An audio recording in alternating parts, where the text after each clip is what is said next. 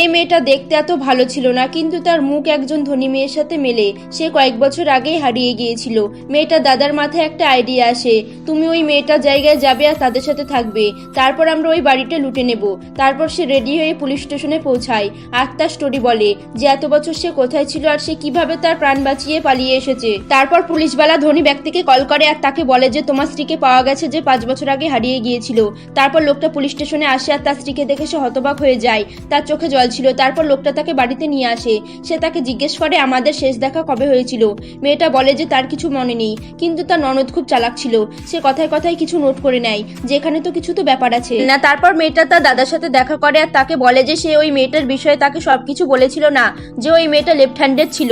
তারপর ওখানে তার ননদ চলে আসে আর তারা লুকিয়ে যায়, যার জন্য এবার তো তারা তো বেঁচে গিয়েছিল, কিন্তু কতক্ষণ, এই মিথ্যে তো একদিন ফাঁস হবেই। তো বন্ধুরা, এরপর কি হয়েছিল জানার জন্য কমেন্টে অবশ্যই পার্ট 2